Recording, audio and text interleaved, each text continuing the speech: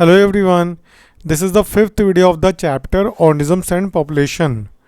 ये fifth video है और इसमें हम लोग रेस्पॉन्स टू एबायोटिक फैक्टर जिसमें आपका migrate, suspend, dormancy, hibernation, aestivation इनके बारे में डिस्कस करेंगे। इसके पहले वाले वीडियोस में हम ऑलरेडी रेगुलेटर्स और कन्फर्मर्स को डिस्कस कर चुके हैं और इस वीडियो में आइए हम लोग चलते हैं, स्टडी करते हैं।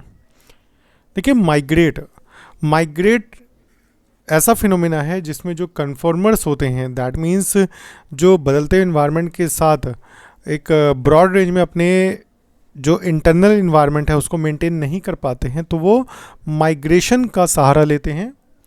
देखिए इसमें लिखा है कि the organism can move away temporarily, मतलब कुछ समय के लिए टेम्पोरली वो अपने जो स्ट्रेसफुल हैबिटेट है वहाँ से उन एरिया में चले जाते हैं जहाँ पे उनको फेवरेबल कंडीशन मिलती है और फिर कुछ समय के बाद, एक सर्टेन पीरियड ऑफ टाइम के बाद वो वापस अपने हैबिटेट पे लौट आते हैं जब स्ट्रेसफुल पीरियड जो होता है वो ओवर हो जाता है।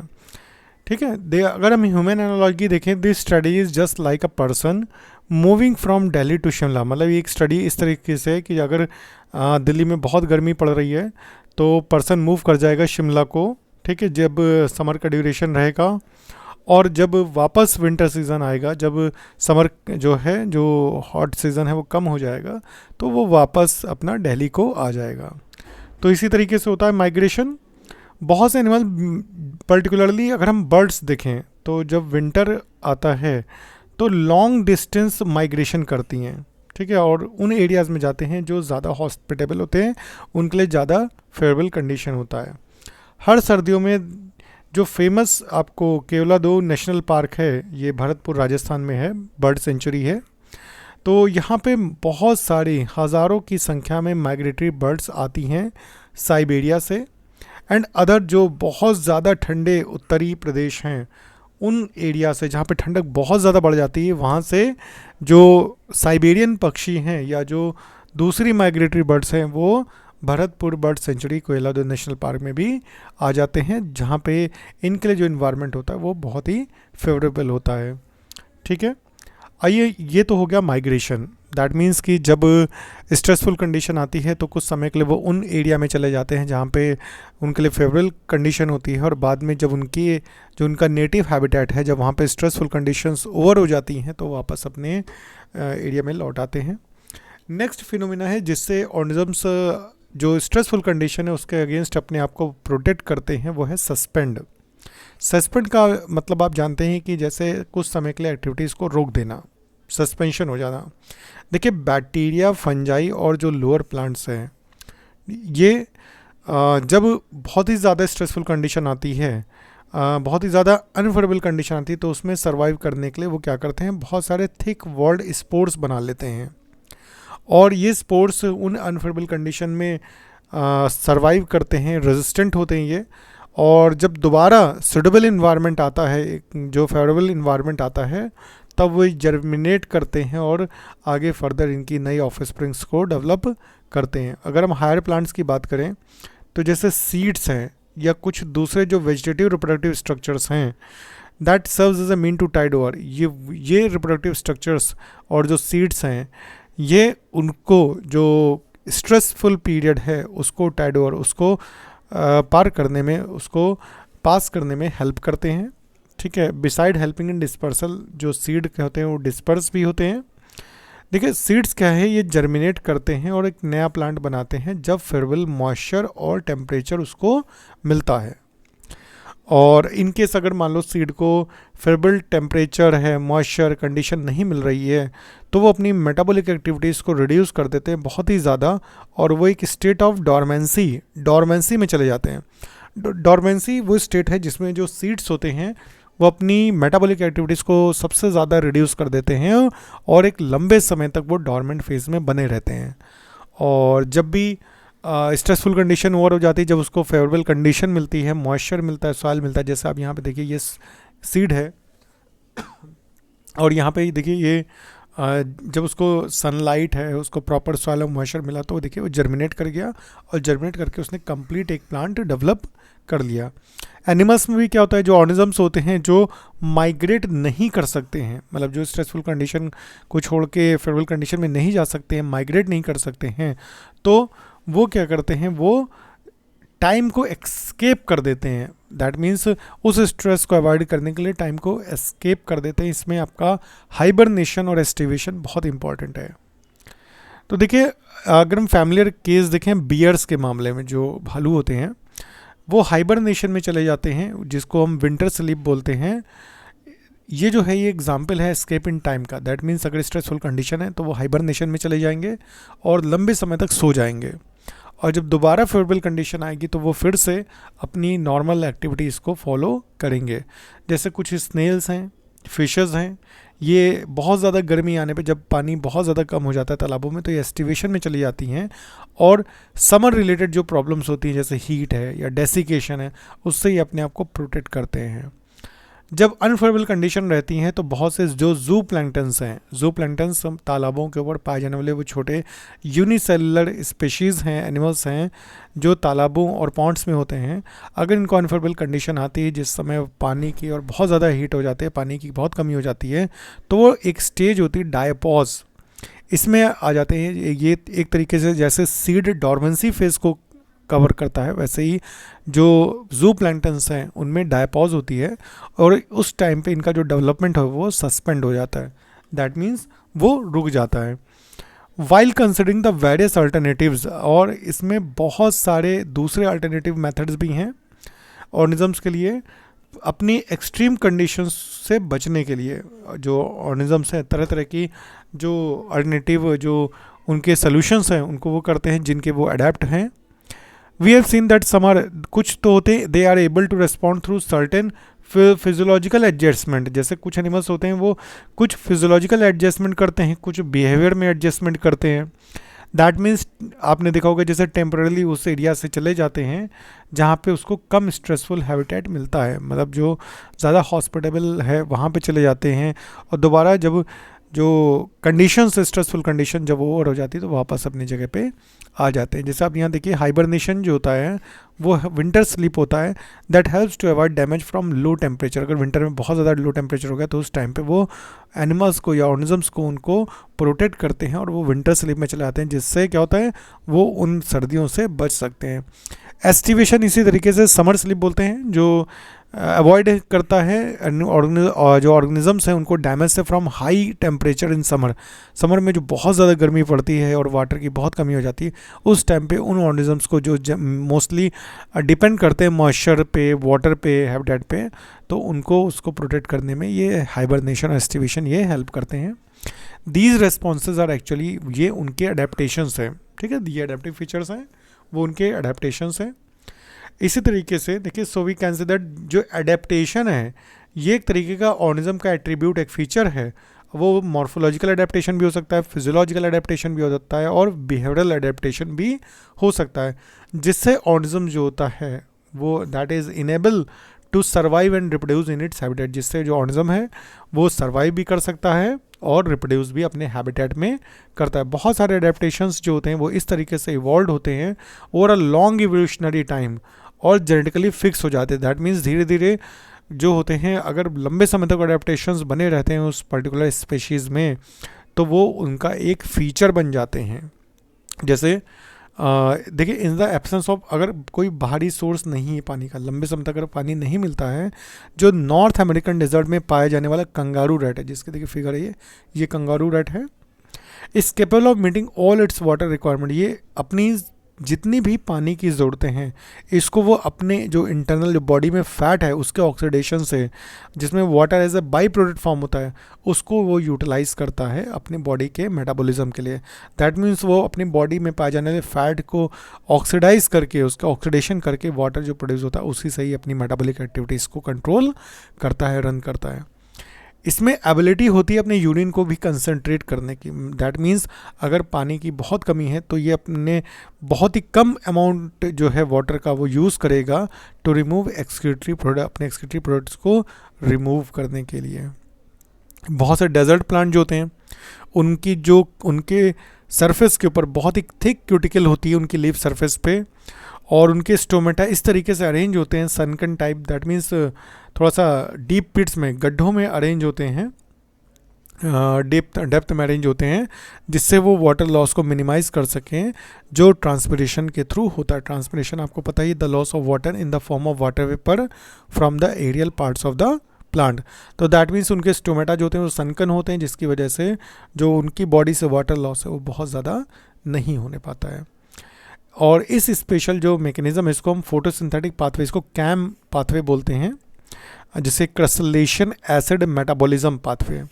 क्रसलेशन एसिड मेटाबॉलिज्म जनरली जो फ्लैशी प्लांट्स होते हैं, जो थिक बॉडी फ्लैशी है, जो ज़ेरोफिटिक एडेप्टेशंस को अडेप्ट करते हैं, उनमें ये पाथवे चलता है, जिससे क्या होता है कि इनके जो स्टोमेटा हैं वो दिन के टाइम पे क्लोज रहते हैं। दैट मीन्स ड्यूरिंग नाइट इनके स्टोमेटा ओपन होते हैं और उसी टाइम पे ये CO2 को एब्जॉर्ब कर लेते हैं और उसको एक intermediate compound just like malic acid उसमें फॉर्म करके वो फिक्स कर लेते हैं उस CO2 को, और दोबारा जब अगले दिन धूप निकलती है तो उस सनलाइट की प्रेजेंस में उस इंटरमीडिएट कंपाउंड को दोबारा ब्रेक करके वापस CO2 फॉर्म करते हैं और उसको यूटिलाइज करते हैं फूड बनाने के लिए। तो ये इनका पाथवे है कैम प्लांट्स का। जैसे कुछ डेजर्ट प्लांट्स हैं, जैसे ओपनशिया, ये जो राइट साइड में आपको ओपनशिया दिख रहा है, इसमें क्या होता है, इसमें लीव्स नहीं होती हैं। एक्चुअली जो इनकी लीव्स होती हैं वो स्पाइंस में, जो इनके कांटे हैं, इनमें कन्वर्ट हो जाती हैं, और जो फोटोसिंथेटिक फंक्शन होता है जो लीफ करती होती हैं वो अब इनमें जो इनका फ्लैट स्टेम होता है वो करता है। इसमें जो आपको ये फ्लैट पोर्शन दिख रहा है एक्चुअली ये स्टेम है, और जो इसके स्पाइंस दिख रहे हैं दीज आर एक्चुअली लीव्स। तो होता क्या है कि इनमें जो ट्रांसपिरेशन लॉस है वो बहुत रिड्यूस हो जाता है। दूसरा, जो इनका जो स्टेम है वो इतना थिक होता है, इतना फ्लैशी होता है, तो उससे भी वाटर लॉस नहीं होने पाता है। तो एक तरीके से ये ज़ेरोफिटिक एडेप्टेशन है जिसमें लीव्स स्पाइंस में मॉडिफाई हो जाती हैं to reduce the transpiration loss water का, और जो स्टेम है वो ग्रीन रहता है जो फोटोसिंथेसिस करता है। ठीक है, तो ये एक तरीके का एडेप्टेशन है। अब हम बात करते हैं जो मैमल्स हैं कोल्डर क्लाइमेट्स में, जो ठंडे इलाकों में रहते हैं, उनमें आपने देखा होगा कि शॉर्टर ईयर्स, कान छोटे होते हैं, लिम्स छोटे होते हैं, और उनका बॉडी का वॉल्यूम बहुत ज़्यादा होता है। इससे क्या होता है कि जो उनका हीट लॉस है वो बहुत ही कम होता है, क्योंकि बेसिकली जो हमारा ईयर पिना है, जो हमारे कान है, वो हीट को लॉस करते हैं। तो देखिए यहाँ पे आपको राइट साइड लेफ्ट साइड में दिख रहा होगा, ये आपको फिगर है, ये उस रैबिट का उसका फिगर है जो नॉर्मल टेम्परेचर, जो हाई टेम्परेचर है उसमें रहते हैं। तो इनको हीट लॉस ज़्यादा करना पड़ता है बॉडी से। तो इनका देखिए बॉडी का जो माउथ का साइज़ है जो वहाँ पे वो कम है, और जो इनका जो ईयर हैं वो बहुत बड़े हैं। लेकिन धीरे धीरे जैसे जैसे वो ठंडे इलाकों में अगर हम चलते चलते हैं तो फाइनली आपको दिखेगा कि जो रैबिट हैं या जो हैं उनका ईयर बहुत छोटे हो जाते हैं, जिससे उनका हीट लॉस बहुत कम हो और उनकी बॉडी पे फैट ज़्यादा होता है। उनका जो माउथ का, जो उनका पूरा हेड का जो एक तरीके से पूरा पोर्शन है वो ज़्यादा बड़ा होता है, मतलब दैट मीन्स वॉल्यूम ज़्यादा होता है। ऐसा ही यहाँ पे देखिए नीचे, यहाँ पे देखिए आपको पहले में आपको जो लेफ़्ट साइड में दिख रहा है ये जो समर सीज़न या ऐसे क्लाइमेट में रहने वाले हैं जहाँ पे गर्मी होती है। देखिए इनके ईयर बहुत बड़े हैं जिससे वो आसानी से हीट लॉस कर सकते हैं, और इनका माउथ जो छोटा है जिससे उनको बहुत ज़्यादा हीट बनाने की ज़रूरत नहीं पड़ती। लेकिन धीरे धीरे जैसे कोल्डर रीजन्स में जाएंगे तो अब देखिए इनका जो ईयर्स हैं वो बहुत छोटे हो चुके हैं, जिससे इनका जो हीट का लॉस है बॉडी से बहुत ही कम होने पाए, और बॉडी पर बहुत ज़्यादा फर और फैट रहता है, देखिए दिख रहा होगा, जिससे ये ज़्यादा इनका वॉल्यूम रहे बॉडी का और ये ज़्यादा से ज़्यादा हीट को प्रोड्यूस कर सकें, एनर्जी बना सकें। तो इसको बोलते हैं एलेंस रूल। एलेंस ने भी यही बताया था, ठीक है। तो कि जो कोल्डर क्लाइमेट्स में जो मैमल्स होते हैं वहाँ उनमें शॉर्टर ईयर्स होते हैं और शॉर्टर लिम्स होते हैं, ठीक है। इसलिए आपने देखा होगा कि जो हमिंग बर्ड्स होती हैं जिनका बॉडी वॉल्यूम बहुत छोटा होता है वो ठंडे एरिया में नहीं पाई जाती हैं। आइए हम बात करते हैं जैसे पोलर सीज़, जो उत्तरी ध्रुव, जहाँ पे जो ऐसे इलाके हैं जो ध्रुवीय क्षेत्र हैं जहाँ पे बहुत ज़्यादा ठंडा जो ठंड रहती है, जो बाहर जहाँ जो समुद्र में बर्फ़ रहती है, वहाँ पे आपको एक्वाटिक एनिमल्स में जैसे सील दिखेंगे। सील में आपने देखा होगा कि बहुत ही फैट की एक थिक लेयर होती है बॉडी में, आपको दिख रहा होगा राइट साइड में सील का डायग्राम है, उसको बोलते हैं ब्लबर। जैसे वेल में इन सब में कई इंच मोटी जो होती है वो फैट की लेयर होती है, तो ब्लबर बोलते हैं, उनके स्किन के नीचे होती है, जो एक तरीके से इनकी बॉडी के लिए इंसुलेटर का काम करती है और इनके बॉडी से जो बॉडी हीट का लॉस है उसको भी रिड्यूस करते हैं। दैट मीन्स इनकी जो भी आपको ऐसे एरिया में एनिमल्स पाए जाएंगे जहाँ पे बॉडी ठंड रहेगी, मतलब जनरली पोलर रीजन्स में, तो वहाँ पे आपको जितने भी एनिमल्स होंगे ज़्यादातर उनमें सब में फैट की बहुत मोटी लेयर होगी, उनका बॉडी वॉल्यूम बहुत ज़्यादा होगा एज़ कम्पेयर टू उनके जो लिम्स होते हैं। कुछ ऑर्गेनिजम्स जो हैं वो अडेप्टेशंस करते हैं, जैसे physiological adaptations which allow them to respond quickly. बहुत जल्दी ये जो स्ट्रेसफुल सिचुएशंस हो उसके अगेंस्ट रिस्पॉन्स कर लेते हैं। अगर आप जनरली देखिए कि अगर आप हाई एल्टीट्यूड प्लेस पे जाइए, जैसे मतलब करीब 3500 मीटर जो नॉर्मल जो प्लेन्स हैं उनसे, और रोहतांग पास में अगर आप मनाली या लेह के पास जाते हैं, रोहतांग पास के पास, तो आपको एक्सपीरियंस होगा एक एल्टीट्यूड सिकनेस। दैट मीन्स ऊंचाई पे जाने पे वहाँ पे जो एटमॉस्फेरिक प्रेशर है वो कम है, जो ऑक्सीजन है वो कम है, तो आप एक एल्टीट्यूड सिकनेस आपको फील होगा। उसके सिम्टम्स में आपको नोजिया हो सकता है, हल्का फुल्का चक्कर आ सकता है, थकान बहुत ज़्यादा हो सकती है, और आपका दिल की धड़कनें भी बहुत ज़्यादा बढ़ सकती हैं, दिल बैठा सा आपको लग सकता है। This is because in the low atmospheric pressure of high altitude, और इसकी वजह से क्या होता है कि बॉडी को प्रॉपर ऑक्सीजन नहीं मिल पाती है। लेकिन अगर आप लंबे समय तक ऐसे एरिया में रहते हैं तो आप एक्लेमेटाइज हो जाएंगे उस पर्टिकुलर एरिया के, और धीरे धीरे आपको एल्टीट्यूड सिकनेस जो होगी वो होना एक्सपीरियंस होना बंद हो जाएगी। बॉडी क्या करता है, बॉडी जो अपने आप को लो ऑक्सीजन के अगेंस्ट कंपनसेट कर लेती है, और आरबीसी का ज़्यादा प्रोडक्शन हो जाता है ना, आरबीसी जो होता है उसमें प्रोडक्शन बढ़ जाता है। Decreasing the binding affinity, haemoglobin की जो बाइंडिंग एफिनिटी है वो डिक्रीज़ हो जाती है, और इस तरीके से उनका जो ब्रीदिंग रेट होता है वो भी बढ़ जाता है। दैट मीन्स अल्टीमेटली जो बॉडी है वो हमारी इस तरीके से अडेप्ट करती है और अपने आप को पूरी तरीके से स्ट्रेसफुल कंडीशन के अगेंस्ट प्रोटेक्ट कर देती है। ज़्यादातर अगर हम मोस्टली मैमल्स में देखें तो जो मेटाबॉलिक रिएक्शंस होती हैं उनकी बॉडी में जितने भी फिजियोलॉजिकल फंक्शंस होते हैं वो एक ऑप्टिमल, एक नैरो रेंज जो है टेम्परेचर रेंज उसमें होता है। अगर ह्यूमन की बात करें तो 37 डिग्री सेंटीग्रेड पे होते हैं। लेकिन आपने देखा होगा कुछ ऑर्गेनिजम्स ऐसे हैं जो एक्सट्रीम कंडीशंस में पाए जाते हैं। दैट मीन्स जैसे कुछ माइक्रोब जैसे आर्की बैक्टीरिया, ये बिल्कुल गर्म जो झरने हैं पानी के, जहाँ पे गर्म स्रोत हैं पानी के, वहाँ पे फ्लोरिश करते हैं, वहाँ पे ये रहते हैं। बहुत जो समुद्र में गहराई में जो हाइड्रोथर्मल वेंट्स हैं जहाँ से गर्म पानी निकलता है, वहाँ उन जगहों पे भी पाए जाते हैं जहाँ पे टेम्परेचर 100 डिग्री सेंटीग्रेड से भी ज़्यादा होता है। तो ऐसे एरिया में भी जो आर्की बैक्टीरिया हैं वो पाए जाते हैं। बहुत सी फिशेज़ होती हैं जो एंटार्क्टिक वाटर में थ्राइव करती रहती हैं, जैसे देखिए हम यहाँ पे बर्फ़ भी है एंटार्क्टिक वाटर में, और उनके में ही वो भी रहती हैं जहाँ पे टेम्परेचर 0 डिग्री सेंटीग्रेड से भी नीचे रहता है। A large variety of marine invertebrates and fish live at a great depth, और आपको बहुत ज़्यादा क्वांटिटी में आपको फिशेस और मैरीन इन्वर्टिब्रेट्स आपको दिखेंगे जो ओशन में कई मतलब कई मीटर जो नीचे गहराई में रहते हैं, जहाँ पे प्रेशर जो होता है वो 100 टाइम्स से भी ज़्यादा हो सकता है नॉर्मल प्रेशर से, जैसा हम लोग एक्सपीरियंस करते हैं। ऑर्गेनिज्म जो इस तरीके के एक्सट्रीम इन्वायरमेंट में रहते हैं उनमें एक बहुत ही स्पेशल, बहुत ही फैसिनेटिंग अरेंजमेंट होता है बायोकेमिकल अडेप्टेशन का। वो बहुत ही ज़्यादा अपने मतलब एक तरीके से स्पेसिफिकली अडेप्ट होते हैं उस पर्टिकुलर एक्सट्रीम कंडीशंस के लिए। कुछ ऑर्गेनिज्म जो होते हैं लेकिन बिहेवियरल रिस्पॉन्स शो करते हैं, और बिहेवियर से ही अपने आप को जो इन्वायरमेंट में होने वाले वेरिएशंस हैं उससे वह बचाते हैं और उनसे लड़ते हैं। जैसे एक बहुत ही सीधा सा एग्जांपल आपको दिखाएं, जैसे डेजर्ट लिजर्ड। डेजर्ट लिजर्ड में फिजियोलॉजिकल एक्टिविटी नहीं एबिलिटी होती, दैट मीन्स मैमल की तरह कि वो अपने बॉडी टेम्परेचर को वो कांस्टेंट बना के रखे।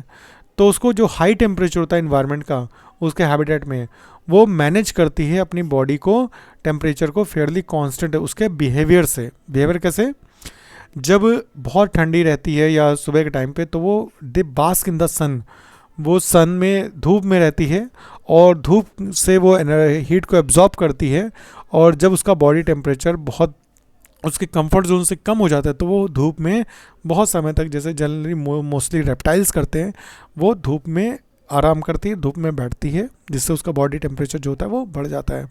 और जब बॉडी का टेम्परेचर एक्सेस होने लगता है तो वो शेडी एरिया में चली जाती है जहाँ पे उसका जो टेम्परेचर है वो धीरे धीरे उसका डाउन हो जाता है, ठीक है। और इस तरीके से वो अपने बॉडी टेम्परेचर को जो होता है वो मेंटेन करती है।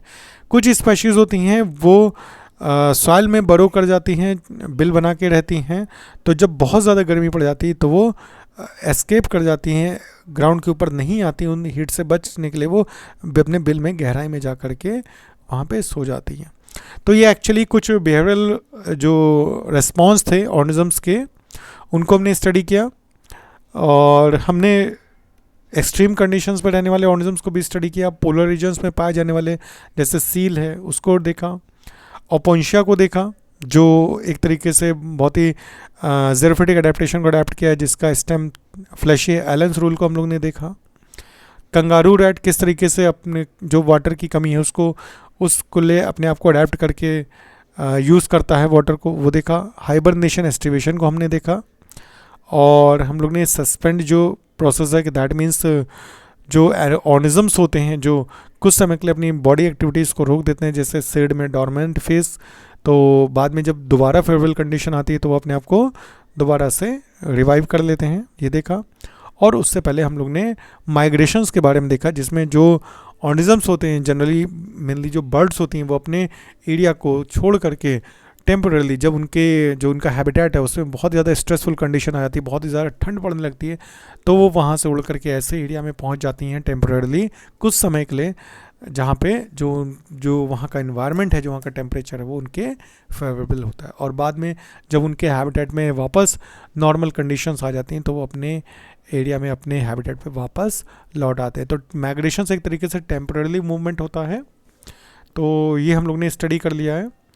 तो इस वीडियो में फ़िलहाल हम लोग इतना ही पढ़ेंगे। वीडियो अच्छा लगा हो तो लाइक करिएगा, चैनल को सब्सक्राइब करिए, और अपने बाकी सभी फ्रेंड्स के साथ शेयर भी करिए। तो तब तक के लिए थैंक यू ऑल, और इसके आगे का पार्ट हम लोग अपने नेक्स्ट वीडियो में स्टडी करेंगे। तो thank you all and have a nice day बेटा।